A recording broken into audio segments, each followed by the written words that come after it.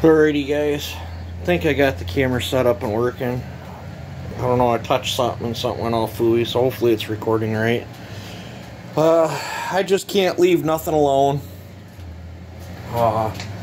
This was the 440/460 hybrid that put up, oh, what did it put up? Let me second, grab the dyno sheets there.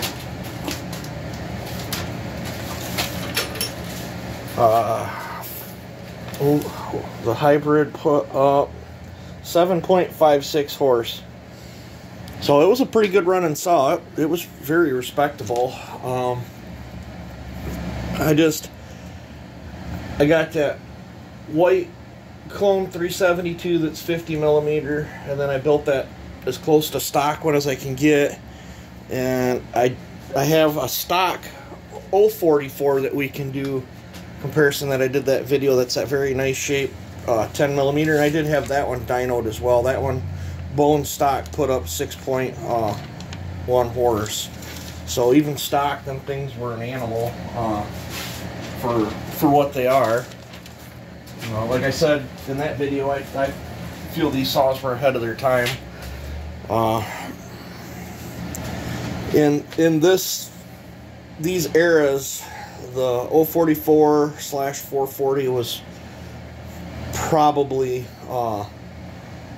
the 046 falls in there too, but I personally like the 44 better than the 460 or 046, but I feel they were just one of Steel's best saws they ever made. They're just a great saw for the power to weight ratio. They were hard to beat.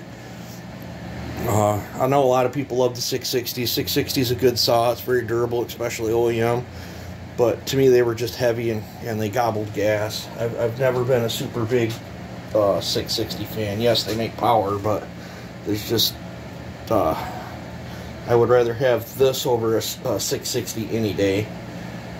But I wanted a ported 50 millimeter class saw to do some comparison with, and I have this nice slant fin OEM cylinder that I've been saving forever, and I just can't bring myself to port this cylinder, so I'm going to set this one up out of the way for right now.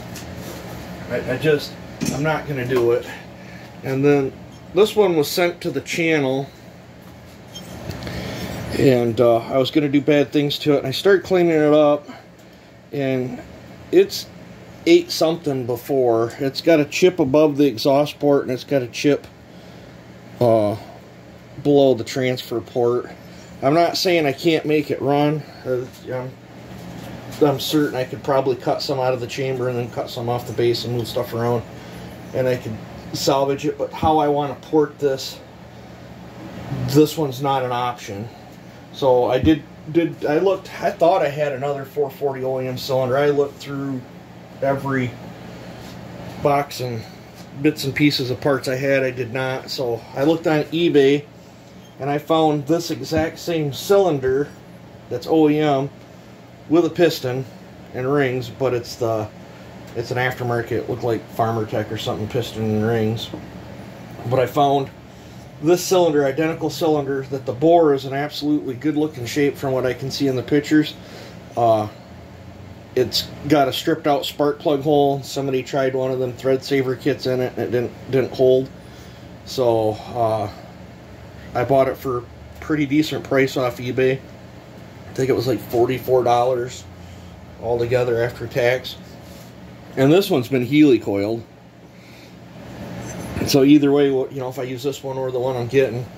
But when I get that other one, because somebody's tried to perma-thread it before, when I get that, I will assess it, and we'll either weld up the plug hole with the TIG welder, retap it, put threads in, or I'll show you guys another way that I sometimes, if they've been fixed a couple different times and they're really screwed up, you don't want to weld on them, I'll show you guys another trick that I sometimes do. It's too hard to explain. If I have to do that trick, I'll I'll show you guys, and then you guys will be like, oh, that's cool. So yep, but so I'm gonna put this project off to the side. I did get numbers just out of Morbid with no base gasket. That 440 OEM cylinder with no base gasket was 20,000 squish. It was 102 on the exhaust, 120 on the transfers, which gave it 18 degrees of blowdown, and 71 on the intake. And that was the 440 jug. I checked, because some people say that them slant fin 10 millimeters were the stronger saw. They probably had a little bit more torque from what I'm seeing on the numbers. I had the same 20 squish, 105 on the exhaust. So they have a better shaped combustion chamber and a lower roof exhaust. So right there, they already got more compression and more torque right from the get-go. I got 122 on the transfers. It had 17 degrees blowdown stock, and it was 72 on the intake. So there, you know, the blowdown in intake was a little bit hotter, a little bit more torqueier. So that's probably why when people talk about like what that 10 millimeter 044 is, that's, you know, I haven't checked that bone stock when I've got there, but I'm assuming it'd probably be similar to this. I don't think the slant fins varied too much. I know in the 440s, as years progressed, EPA got more involved and they started really tanking the power off on them. But yeah, so I did check that, and I will check when I get the new cylinder in that I ordered off eBay. We will check that as well. The story behind this 440, I've had it forever, long time, and I've ported lots of 440s and I've done clones, but I was not using a wheel back then, so I don't have a clue where I had the numbers at. No idea at all. That log fell over in the wood stove. But you know, now that I use a wheel, I'll be able to get you guys numbers and let you know what way I go with this. Those that always wanted to see a lower blowdown build, this is probably going to be one of these. These saws right from the factory had fairly low blowdown. You know, for what my version, I think 17 and 18 is pretty low blowdown, considering I'm typically in the 20s, 24, somewhere in there. So I'm probably gonna stay somewhere, depending on where the other one times out at. I'm gonna try to stay somewhere in the 16 to 18 range for blowdown on this. I'm not gonna go, these spit back like crazy, so I'm not gonna go a lot on the intake. I probably won't exceed more than 75, 76, somewhere in there on the intake, and I'll probably stay right around anywhere between 100 to 98 on the roof, depending on what I'm feeling, depending on if I want to cut chamber or not. I might weld chamber on this one. I don't know. We'll just see see where it goes. If I'm welding up the plug hole, there's a good chance I might go ahead and weld in the chamber at the same time. If I gotta risk welding on it, I might as well get it over with. I have hunted down a different muffler, because the muffler I had in here was the snuffed up muffler, and well, I guess I can show you guys just a second. Alright, the bench is a mess. This is a Harbor Freight El Cheapo ultrasonic cleaner. I don't, the temperature control's on, but I am been soaking this because this muffler was grubby, and I've just been, you know, scrubbing on it here and there. And the solution I have in here is a blend of what Harvey told me about works, and then I've added a little bit of super clean to it, not much, but this is the, I still got a little bit of carbon, but I mean, it's eating. I'll show you what this,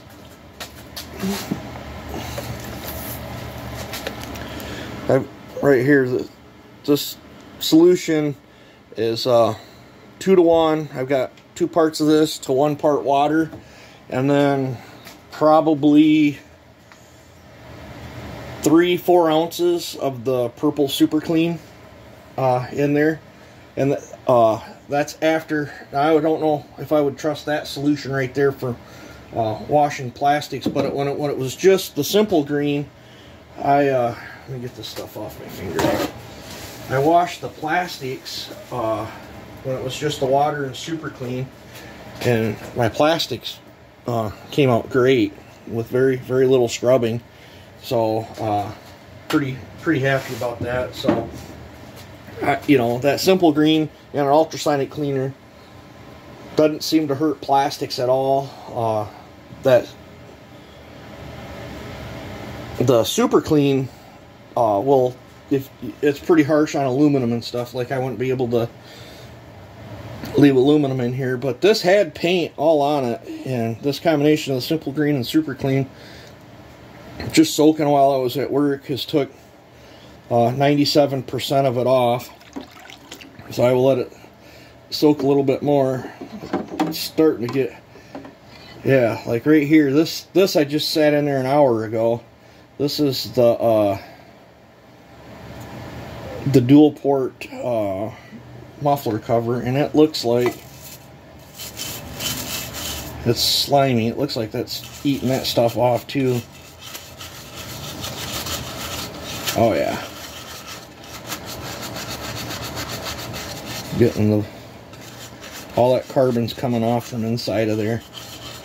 So I just thought I'd share this. But Harvey's the one that told me about the simple green. I'd never thought to put simple green.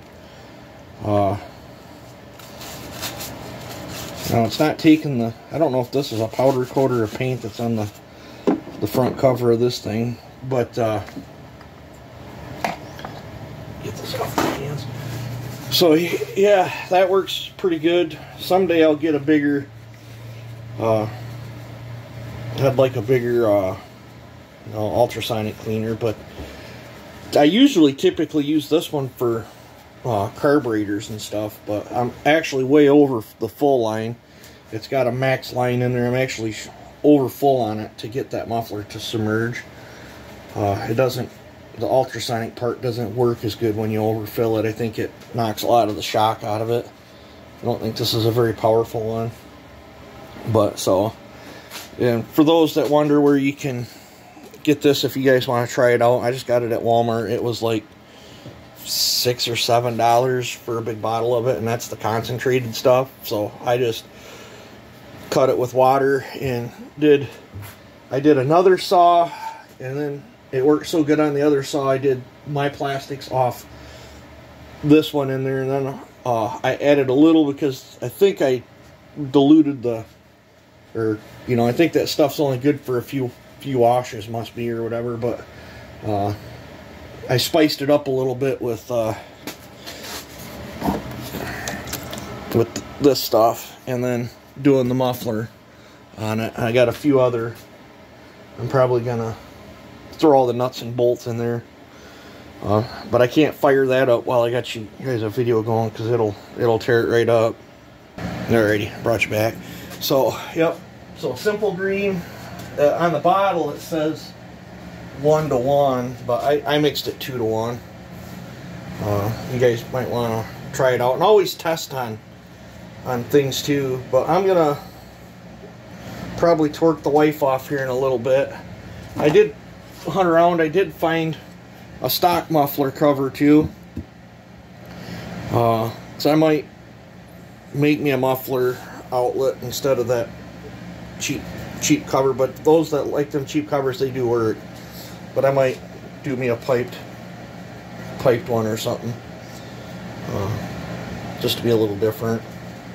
But I'm gonna probably torque the old lady off here in a little bit. I'm gonna pull the wheel off this. I got a spray bottle with some super clean in it, and I'm gonna go in and wash this thing out in the bathtub, because I don't feel it being cold today.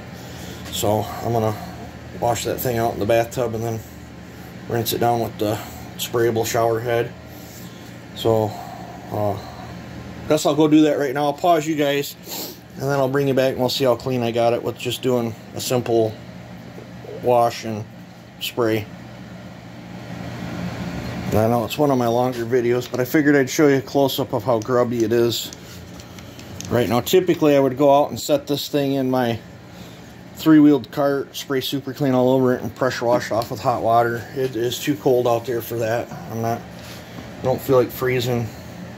So let's go see what I can do with that high pressure sprayable wand head in my bathroom. So alright, I will bring you back.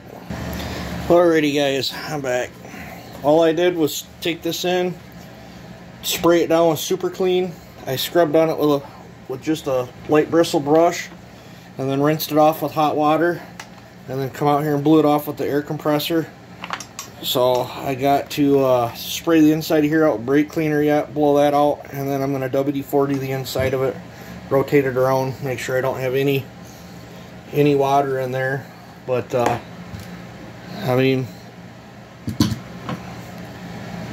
it scrubbed up really nice. I don't know if I finished telling the whole story. I've had this saw forever. I was at a buddy's house, and this crankcase, it was just the crankcase and crankshaft. It was literally sitting in a 55-gallon drum of scrap that was filled with water. There were some other saw parts and stuff in there, but this was years ago. The crank was all locked up, all that good stuff. I dug it out. It was just the case. I hunted down a crankshaft. I put new crank bearings and seals in it. I hunted down a crankshaft. I believe this is an OEM crank that I put in at 12mm. And then I hunted down, over the years, I hunted down and I built this thing all out of bits and pieces. And I used to rock a 52mm big bore on this thing with, I think I had a 460 piston in it back then. And then I picked up, I had a nice OEM cylinder on it for a little bit, and guy needed one, so I stole it off, because then I built it into that hybrid. But now it's going to be getting converted back in, because I ordered that cylinder off eBay. So I've never sent this one down the road. I've had lots of 440s over the years, but I never sent this one down the road. A lot of the bolt holes and stuff in that are stripped out, and it's got like the bigger screwed plastic screws that I just did a real quick job. Like the front bolt holes here for hold the muffler on are corkscrewed, and same with this one. Just never sent this one down the road. I've always it's always been the ugly get the job done saw. I used it as a loaner saw for quite a while, but now we're gonna put it all back to 50mm 440. We'll port it on the channel. This one will probably be what I call a medium to short blowdown build. I guess it's all in perspective. I know some people consider 15 degrees blowdown short. Other people consider, I consider 18 to 16 fairly short, but I guess technically I've seen what 12 degree blowdown before. So I mean, I guess it all depends, but we'll probably stay somewhere in between 16 and 18 degrees of blowdown on this. We'll juice it up, and I will probably be welding the chamber on this one, because I imagine I'm gonna have to, well, it depends on what that plug hole looks like, but and then I'll have to get on eBay and order up a set of cable rings yet too. I've got a brand new set here, but they just say R on them. They come in a piston that was an aftermarket piston for a 441. But I have a brand new set of rings here. Maybe we'll use them. I don't know. I'd prefer a set of cablers. And we might buy a pop-up piston too. I don't know. If I weld the chamber, I won't buy a pop-up. If I don't weld the chamber, we'll buy a pop-up. So I've probably blabbered on here enough, but yep. So there's the bathtub wash job. In this cold weather, I didn't feel like getting wet, so I gotta rust prep that yet. That's the stuff you gotta kind of watch for. It kind of attacked the zinc. Super Clean's hard on certain alloys. Like, it kind of smoked my flywheel a dark gray. I don't really care. It's just a flywheel. It didn't hurt it any other than cause it's not the shiny color it was, but and it kind of brought out some of the zinc in this. But it sure did a nice job on cleaning that thing up, I think, with no pressure washer. So, alright, I've blabbered on here enough. You guys take it easy, have a good one, and enjoy.